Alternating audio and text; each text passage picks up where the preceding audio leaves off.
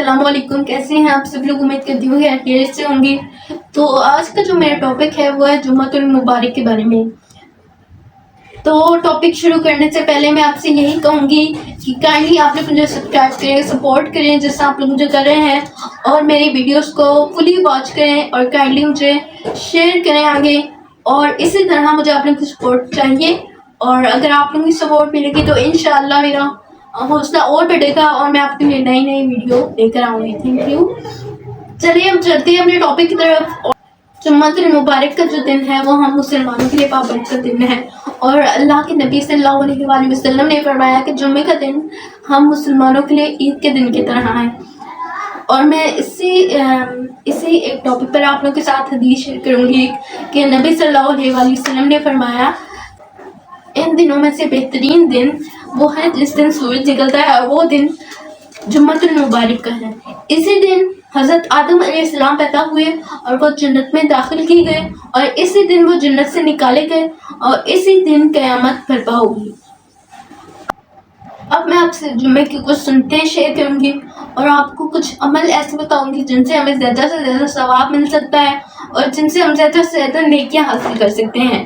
دیکھیے، سب سے پہلا عمل کہ ہمیں غسل کرنا ہے، دوسرا کہ ہمیں مسواک کرنی ہے، تیسرا ہمیں اچھے اور عمدہ لباس پہننے ہیں، چوتھی کہ ہمیں سورۃ الکہف کی تلاوت کرنی ہے، پانچویں دعا کا اہتمام کرنا، نماز جمعہ کے لیے پیدل چل کر جانا، اور امام کے قریب بیٹھ کر خطبہ غور سے سننا، اور درود شریف کا کثرت سے پیٹ کرنا۔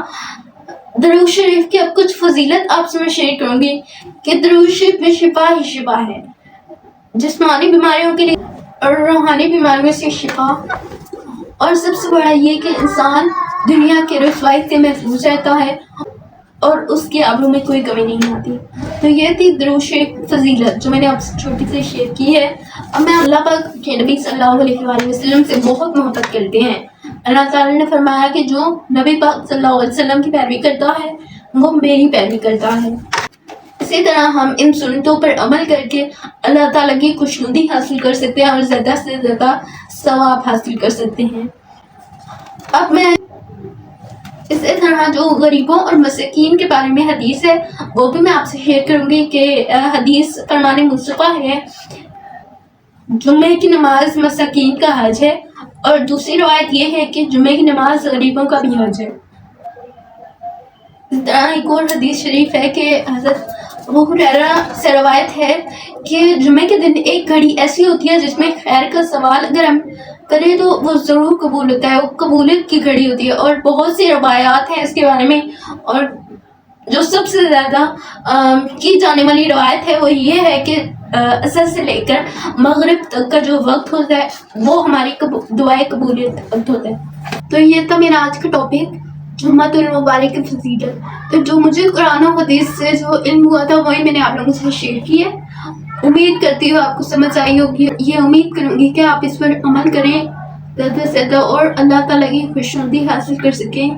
اور آپ لوگ سے یہی ریکویسٹ ہے، دوبارہ گفٹ کائنڈ مجھے سپورٹ کریں، سبسکرائب کریں میرے چینل کو، اور زیادہ سے زیادہ مجھے لائک کریں اور شیئر کریں میری ویڈیوز کو۔